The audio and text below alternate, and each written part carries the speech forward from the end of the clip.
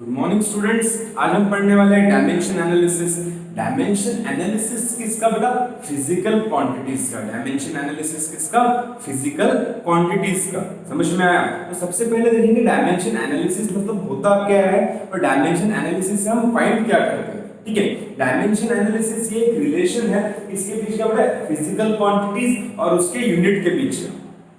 इसके बीच का रिलेशन है।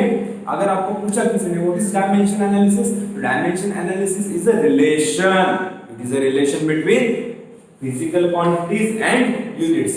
इसका क्या मतलब हुआ? फिजिकल क्वांटिटीज और उसके यूनिट के बीच का रिलेशन मतलब फिजिकल क्वांटिटी है वेलोसिटी, क्या है फिजिकल क्वांटिटी? वेलोसिटी, और इसका यूनिट है मीटर पर सेकंड। क्या यूनिट है उसका? Metre per second. तो इन दोनों के बीच का जो रिलेशन है, ये जो रिलेशन है वो रिलेशन हम बताते हैं किससे? डायमेंशन एनालिसिस से। समझ में आया? इसका इंपॉर्टेंस क्या है? इंपॉर्टेंस क्या है इसका? डायमेंशन एनालिसिस क्यों करते हैं? डायमेंशन एनालिसिस इसलिए करते हैं टू और for conversion, for conversion of unit from one system to other system। ठीक है, अभी सिस्टम ऑफ यूनिट्स हमने पढ़ा है एमकेएस, सीजीएस, एफपीएस, उसके बाद एसआई। मुझे अगर सीजीएस से अगर एमकेएस में यूज करना है, ट्रांसफर करना है किसी यूनिट को, तो उस समय मैं डायमेंशन एनालिसिस का यूज कर सकता हूं। और उससे भी ज्यादा इंपॉर्टेंट ये है कि ये ना पेपर में आता है। ठीक है बेटा, एक एक मार्क के लिए एमसीक्यूज में पूछते हैं। आप जब एमसीक्यूज की एग्जाम देंगे, आप जब जेडब्ल्यू की एग्जाम देंगे या जब आप नीट की एग्जाम देंगे, समझ में आया? तो ये इसके ऊपर ना एक एक मार्क के लिए क्वेश्चन पूछते हैं। समझ में आया? और बोला जाता है right the dimension analysis for the following quantities. समझ में आया? अब तक ये तो हमने पढ़ लिया डायमेंशन एनालिसिस होता क्या है, लेकिन डायमेंशन एनालिसिस करते कैसे हैं वो अभी देखेंगे। समझ में आया? अब डायमेंशन एनालिसिस कैसे करते हैं इधर ध्यान देंगे बेटा। Dimension analysis, dimension analysis. अब डायमेंशन एनालिसिस में क्या रहता है? तीन बेसिक फैक्टर्स रहते हैं। वो तीन बेसिक फैक्टर्स कौन से? L, M and T. L जो है वो स्टैंड करता है लेंथ के लिए। समझ में आया? M stand for mass and T stand for समझ में आया? तो एक फिजिकल क्वांटिटी के यूनिट में, एक फिजिकल क्वांटिटी के यूनिट में इन तीनों में से कोई ना कोई फैक्टर्स प्रेजेंट रहते ही है, कंपलसरी बेसिक क्वांटिटीज है। ठीक है, इन तीनों में से कोई ना कोई फैक्टर्स प्रेजेंट रहते हैं, तो हम उसके जो बेस रहते हैं वो कंसीडर करते हैं। क्या कंसीडर करते हैं? उसके बेस। किसके बेस कंसीडर करते हैं? फैक्टर्स के। किसके फैक्टर्स के? यूनिट के फैक्टर्स के। यूनिट के फैक्टर्स इसमें डिवाइड हो जाते हैं, लेंथ, मास और टाइम। समझ में आया? यस और नो? अब जो कुछ भी मैं बोल रहा हूं आपको कि इसके फैक्टर्स कंसीडर करते हैं, फैक्टर्स के बेस को कंसीडर करते हैं, समझ में आया? वो सीधा करके ही देखते हैं कि डायमेंशन एनालिसिस होता क्या है। ठीक है, एक क्वेश्चन आपको आएगा, क्वेश्चन ऐसा आएगा आपको कि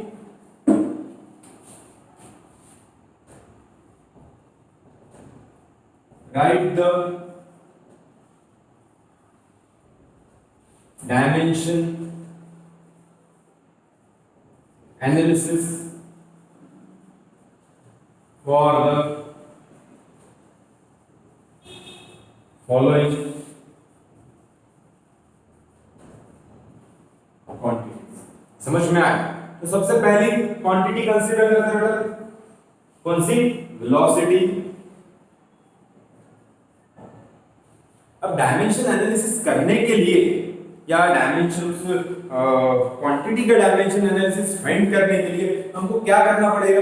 सबसे पहले तो इसका यूनिट लिखना पड़ेगा। ठीक है, क्या इसका फॉर्मूला लिखना पड़ेगा? समझे? वेलोसिटी, वेलोसिटी का फॉर्मूला क्या है बेटा? वेलोसिटी इज इक्वल्स टू, बोलो, डिस्प्लेसमेंट डिवाइडेड बाय टाइम। सही है, displacement divided by time, displacement divided by time है, इसका मतलब यूनिट क्या होगा उसका, मीटर पर सेकेंड। समझ में आया? तो जब मैं लेंथ, मास और टाइम के फॉर्म में इसको कन्वर्ट करूंगा तो ध्यान दो, डिस्प्लेसमेंट ये लेंथ है, मास है, टाइम है बेटा, मास तो हो नहीं सकता डिस्प्लेसमेंट, ना ही टाइम हो सकता है, मतलब डेफिनेटली डिस्प्लेसमेंट क्या है, लेंथ का पार्ट है, किसका पार्ट है, लेंथ का पार्ट है। तो और उसका बेस कितना है, उसका पावर कितना है, 1, तो L1। ठीक है, मास से रिलेटेड कोई टर्म है बेटा वहां पे, मास से रिलेटेड, केजी से रिलेटेड कोई टर्म नहीं है वहां पे, इसीलिए m की वैल्यू क्या हो जाएगी, 0। और टाइम सेकेंड है लेकिन वो डिनोमिनेटर में है, इसीलिए t टू द पावर 1। ठीक है, लेकिन इसको जब हम इस तरीके से नहीं लिखते बेटा, इसको लिखते हैं इस फॉर्म में, स्क्वायर ब्रैकेट ही चाहिए, ओनली स्क्वायर ब्रैकेट्स। आपने ऐसे ब्रैकेट या ऐसे दिए तो ये गलत हो जाएगा, समझ में आया, ओनली स्क्वायर ब्रैकेट, समझ में आया। उसके बाद उसके पावर लिखना वहां पे, लेंथ का पावर कितना है, 1, मास का पावर कितना है, 0, t का पावर कितना है, 1, लेकिन वो डिनोमिनेटर में है। कहां पे है बेटा, वो डिनोमिनेटर में है। आप जब कोई भी पावर डिनोमिनेटर से न्यूमरेटर में लेके जाते हो या फिर न्यूमरेटर से डिनोमिनेटर में लेके जाते हैं तो उसके पावर चेंज हो जाते हैं, मतलब अपोजिट हो जाते हैं, पावर का जो साइन है वो चेंज हो जाता है। पावर चेंज होने से अच्छा हम लेंगे पावर का जो साइन है वो चेंज हो जाता है। इसका पावर क्या है बेटा, +1, तो ऊपर जाएगा तो -1, या ऊपर अगर +1 है तो नीचे आएगा तो -1, या ऊपर -1 है तो नीचे आएगा तो +1। n to the power 1, n to the power 0, t to the power -1। ठीक है, so this is the dimension analysis for velocity। समझ में आया? फिर से एक बार बताता हूं क्या करना है बेटा आपने को। सबसे पहले तो जो भी फिजिकल क्वांटिटी है उसका एक तो फॉर्मूला या फिर यूनिट, दोनों में से एक चीज पता रहनी चाहिए। ठीक है, अगर फॉर्मूला पता है तो बहुत अच्छी बात, उससे और कोई अच्छी बात नहीं हो सकती। ठीक है, अगर आपको फॉर्मूला पता है तो फॉर्मूला लिख लो, फॉर्मूले से आप यूनिट बहुत आसानी से लिख सकते हो। और फॉर्मूला लिखने के बाद उसके फैक्टर्स जो है, फैक्टर्स मतलब लेंथ से रिलेटेड कौन सा फैक्टर है, मास से रिलेटेड कौन सा फैक्टर है और टाइम से रिलेटेड कौन सा फैक्टर है, वो आप उसको आराम से लिख सकते हो। ठीक है, अब वेलोसिटी हो गया, वेलोसिटी के डायमेंशन एनालिसिस हमने क्या लिखा, L1 m0 t to the power -1। मैं इसको ना यहाँ पे साइड में लिख के रख देता हूँ।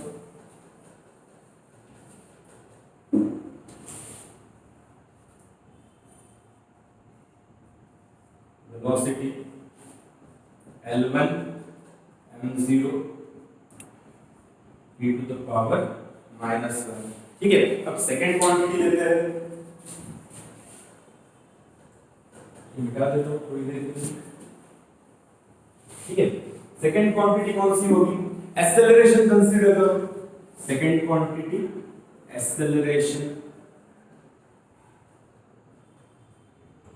एक्सेलरेशन का फॉर्मूला क्या है बेटा, change in velocity divided by time.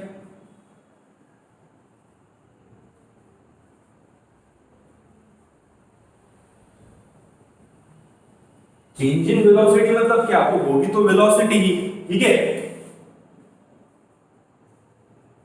Velocity divided by time. Velocity का फॉर्मूला क्या है, डिस्प्लेसमेंट डिवाइडेड बाय टाइम।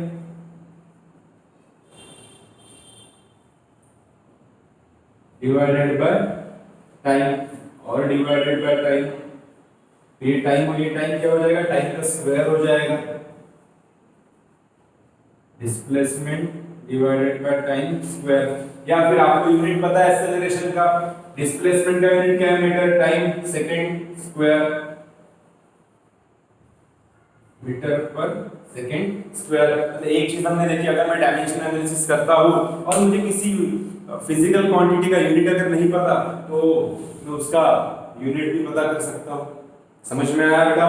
ठीक है, तो अब हमने उसका यूनिट निकाल लिया। अब यूनिट के बाद इसके डायमेंशन एनालिसिस जब मैं लिखूंगा तो इसके डायमेंशन एनालिसिस लिखते वक्त इज इक्वल्स टू लेंथ से रिलेटेड कुछ है क्या बेटा उसमें, है लेंथ से रिलेटेड डिस्प्लेसमेंट का पावर कितना है 1, इसलिए n टू द पावर 1 लिखूंगा।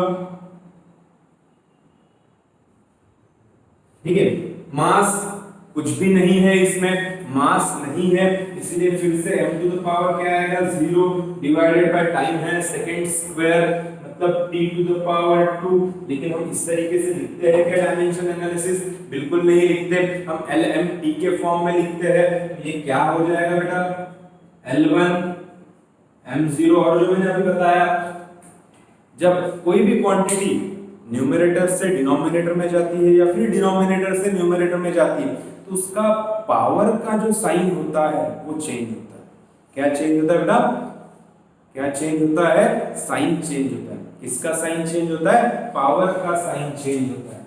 यहां पे लिख देता हूं change in sign of power. समझ में आया?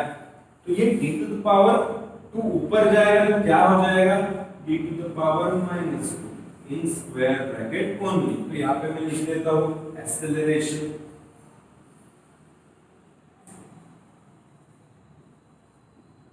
Is equals to L1 m0 d to the power -2। ठीक है, एक्सेलरेशन हो गया। एक्सेलरेशन के बाद नेक्स्ट क्वांटिटी, बहुत सारी क्वांटिटी बेटा, आप कोई भी क्वांटिटी कंसीडर कर सकते हो। हम कंसीडर करेंगे मोमेंटम। कौन सी क्वांटिटी, मोमेंटम। मोमेंटम को रिप्रेजेंट किया जाता है P से, फॉर्मूला है mass into velocity, mass into velocity again displacement divided by time. ठीक है, यूनिट मास का यूनिट क्या है KG, displacement metre divided by second. ठीक है, इसका जब मैं डायमेंशन एनालिसिस करूंगा तो इसमें लेंथ का पोर्शन है क्या बेटा, है या नहीं है लेंथ का पोर्शन m, कैपिटल M, मतलब मास है क्या बेटा, जरूर है, उसका भी पावर 1 है, और time t to the power -1, जिसको हम इस तरीके से लिखेंगे।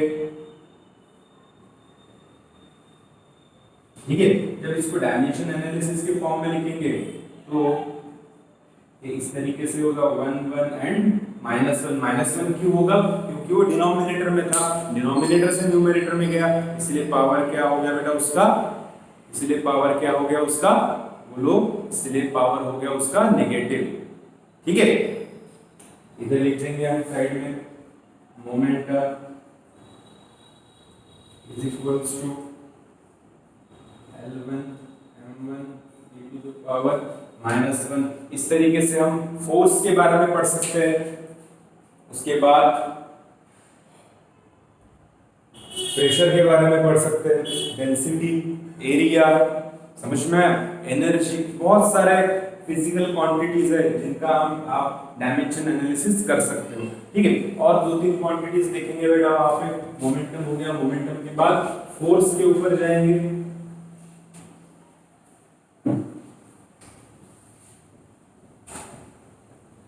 Force is equals to mass into acceleration, mass KG, acceleration का यूनिट क्या है, metre per second square, KG acceleration का unit metre per second square. तो length 1, mass 1, time to the power 2, denominator में लिख रहा हूं, is equals to L1 m1 t to the power -2। लिख देंगे यहाँ पे force L1 m1 t to the power -2। इस तरीके से आप, मैंने फोर्स का निकाल लिया। फोर्स के बाद आप डेंसिटी,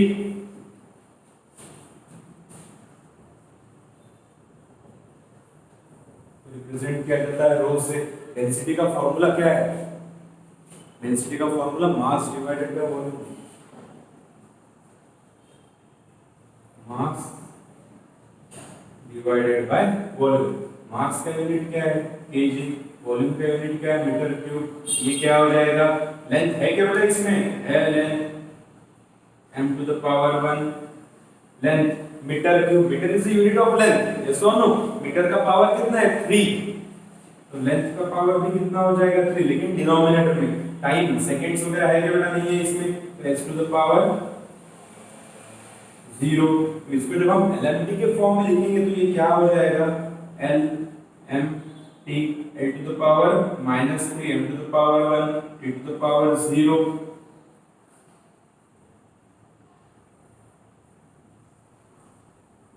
-3।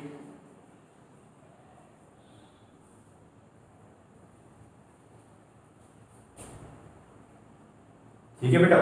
डेंसिटी के बाद आप प्रेशर भी निकाल सकते हो, pressure force divided by area, force divided by area. Force का यूनिट आपको पता है या फॉर्मूला आपको पता है, mass into acceleration. Formula unit अगर नहीं पता तो आप फॉर्मूले से उसका यूनिट निकाल सकते हो। और एरिया का यूनिट पता है आपको, एरिया का यूनिट क्या है metre square. Force mass into acceleration मतलब kg into acceleration metre per second square divided by area का यूनिट मीटर स्क्वायर। एक m कैंसिल हो जाएगा, बचेगा क्या kg divided by second square divided by metre. तो ये सेकंड स्क्वायर नीचे आ जाएगा, ये क्या हो जाएगा बेटा kg divided by metre into second square. समझ में आया। तो इसका एलएमटी किस फॉर्म में लिखेंगे हम, kg मास है द पावर 1 m, लेंथ के लिए जाएगा और ये टाइम के लिए जाएगा। जब इसको अपन हम lm और t के फॉर्म में लिखेंगे तो लेंथ डिनोमिनेटर में जब ऊपर आएगा तो पावर क्या हो जाएगा 1, मास ऑलरेडी न्यूमरेटर में है तो वो +1 ही रहेगा, और t टू द पावर 2 है लेकिन वो डिनोमिनेटर में है तो वो ऊपर जाएगा तो क्या हो जाएगा -2। ठीक है बेटा। तो आप इस तरीके से कोई भी फिजिकल क्वांटिटी के लिए डायमेंशन एनालिसिस फाइंड कर सकते हो। समझ में आया। पेपर में हमको हमेशा पूछते हैं, आपको एक क्वांटिटी दी जाती है उसका डायमेंशन एनालिसिस आपको फाइंड करना पड़ता है। समझ में आया, अरे ये नो ठीक है। तो अगर आपको एक बार ये चीज समझ में आ गई तो आप आसानी से किसी भी क्वांटिटी के लिए डायमेंशन एनालिसिस या उसका डायमेंशन एनालिसिस आप कर सकते हो। ठीक है बेटा, थैंक यू।